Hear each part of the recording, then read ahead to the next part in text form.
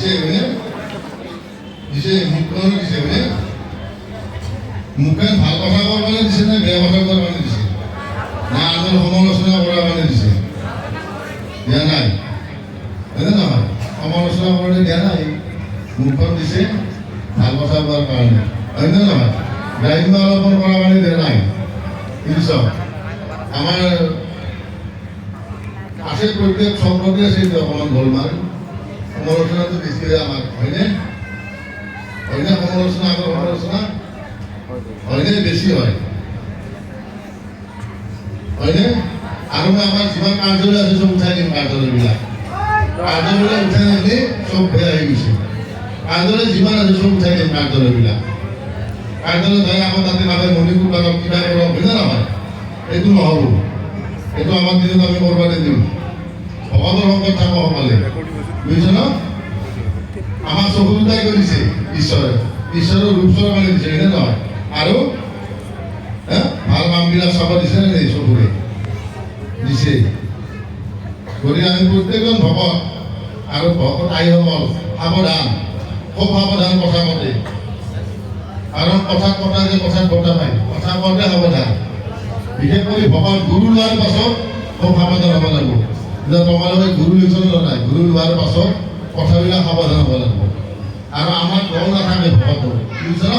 ভকতৰ সাধু অংক থাকে দল নাথাকে দলজনে এটা দল কৰি গ'লা এজনে এটা দল এইবিলাক থাকে এইবিলাক এইটো দলে বেলেগ হয় নে নহয় কিন্তু ভকতৰো দল নাথাকে ভকত চব একেলগে থাকিব লাগিব সকলোকে সমান দেখিব লাগিব আৰু গুৰুজনাৰ যি আদৰ্শ এই গুৰুজনাৰ আদৰ্শখিনি ৰাখিলে আমি ভকত হ'ব পাৰিম গুৰুজনাৰ আদৰ্শখিনি ৰাখিব লাগিব হয়নে ৰাখিব লাগিব নেকি প্ৰত্যেকে ভকতে এনে নক'ব এনে মুখেৰে কৰি নহয় পালনো কৰিব লাগিব বুজিছে না আমাৰ বহুত ভকত এনেকৈ নষ্ট হৈছে কোনোবা এজনে দিনটো নষ্ট কৰি পেলাই বুজিছেনে আছে এনেকুৱা বহুত সংঘত পৰি মানুহৰ বিকট মৰণ হয় আৰু সংঘ হ'লে সাধু অংগ ল'বা কৃষ্ণ ঈশ্বৰে কি বুজি গৈছে আপোনালোকক সাধু অংগ ল'বা দিছে না সাধু অংগ ল'বা গতিকে সাধু অংগতে ৰাখবা আৰু সমালোচনা নাথাকিব সমালোচনা নকৰিবা কোনোদিনে সমালোচনা নকৰিবা আৰু আটাইতকৈ ডাঙৰ বস্তু গুৰু ভক্তি তোমালোকে চব প্ৰভু ঈশ্বৰে কিতাপত দেখিছেনে আমাৰ কৃষ্ণগুৰু ধৰ্মৰ মূল বস্তু কি আমাৰ কৃষ্ণগুৰু ধৰ্মৰ মূল বস্তু হ'ল কি গুৰু বাক্য পালন কৰা হয়নে নহয় গুৰু বাক্য পালন কৰা হয় না হয়নে নহয় আৰু সমস্ত জীৱক কি এক দেখা ভকতৰ প্ৰতি প্ৰেম ভকতৰ প্ৰতি যদি প্ৰেম নাথাকে তেতিয়াহ'লে কি হ'ব ভকতৰ প্ৰতি প্ৰেম থাকিব লাগিব সেইকাৰণে কবিৰ ঈশ্বৰে কৈছে আমাৰ ভকতবিলাকক গতিকে সকলোৱে যাতে প্ৰেম ভাৱেৰে জয় কৰিব পাৰিব সংগ্ৰাম কৰি জয় কৰিব পাব নোৱাৰে খংটো খন্তেকীয়া বস্তু হয়নে নহয় কিন্তু আমি আমাৰ যিখিনি গুৰুজনাৰ আদৰ্শ আজি দি থৈ গৈছে আমাক সেই আদৰ্শখিনি আমি পালন কৰিব লাগিব মই এটা সভাপতি মোৰ সভাপতি দায়িত্বটো ডাঙৰ কথা নহয় সভাপতি ডাঙৰ বাপটো ডাঙৰ কথা নহয় বাপটো সৰু হৈ পালন কৰিব লাগিব ভকতৰ লগত আপোনাক এটা ডাঙৰ বাপ দিছে মই সভাপতি হয়নে নহয় সমস্ততে আছে সমস্ত ভূত ঈশ্বৰ আছে নে নাই সকলোতে ঈশ্বৰ আছে সমস্ত ভূততে আছে সমস্ত ভূততে যদি ঈশ্বৰ আছে সকলোকে সভাপতি হ'লে সমান দেখিব লাগিব সভাপতি হ'লে কি সকলোকে আদৰি ল'ব পাৰজনে সভাপতি হয়নে নহয় যদি আদৰিয়ে ল'ব নোৱাৰে সকলোকে এইজন সভাপতি হ'ব নোৱাৰে এটা কথা মনত ৰাখো চবে হেৰিটো চাব নালাগে বেছি যে মই সভাপতি মোৰ ডাঙৰ এটা বাপ দিছে এইটো সৰু বস্তু খালি আপোনাৰ বাপটো ভাঙি দিব পৰা যায় হয়নে নহয় কিন্তু ভকতখিনি ভালকে চলাব পাৰিছে নে পৰা নাই সভাপতিজনে আৰু ভকতখিনি সভাপতিজনক ভালকে ব্যৱহাৰ কৰিব লাগিব হয়নে নহয় গতিকে আপোনালোক মই কথাটো কৈছোঁ প্ৰত্যেকজন ভকতক কৈছোঁ প্ৰত্যেক ভকতে যাতে কাৰো সমালোচনা নকৰে কাৰণ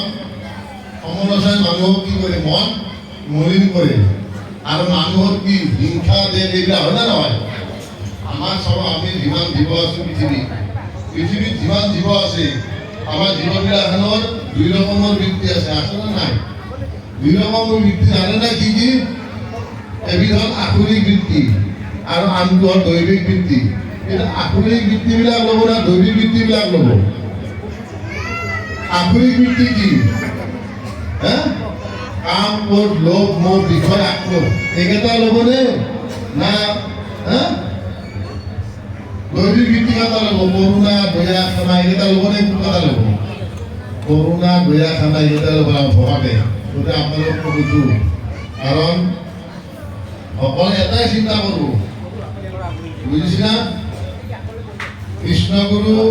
আজি নাম লৈছে আপোনালোকে, কৃষ্ণগুৰু ধৰ্মত শৰণ লৈছে, হয় নে নহয়? কৃষ্ণগুৰু ধৰ্মত শৰণ লৈ আমি কৃষ্ণগুৰু ঈশ্বৰ আদৰ্শ পালন কৰিব পাৰিছোঁ নে নাই? কৃষ্ণগুৰুৰ বাক্য প্ৰতিটো আমি পালন কৰিব পাৰিছোঁ নে পৰা নাই? আমি ভকত হ'লে নহ'ব নহয়, গুৰু বাক্য পালন কৰিব পাৰিলে ভকত, আৰু তেতিয়াহে গুৰুৰ আশীৰ্বাদ থাকে। আৰু যিমান বিপদ নহওক ভকত সেই বিপদৰ পৰা গুৰুৱে ৰক্ষা কৰে। জয় কৃষ্ণ। গতিকে মই আপোনালোক কৈছোঁ, একদম কাৰো সমালোচনা নকৰিব, আৰু সমালোচনাত ভাগ কোনে নল'ব, কোনো সমালোচনাত ভাগ নল'ব। সাধু সংগত থাকক, যোগেশ্বৰী সাধু সংগ অনুভৰা কৃষ্ণ কথা কৰ্ণ ভৰা প্ৰিয়ন্তে আপদ কৰা ঘূৰ।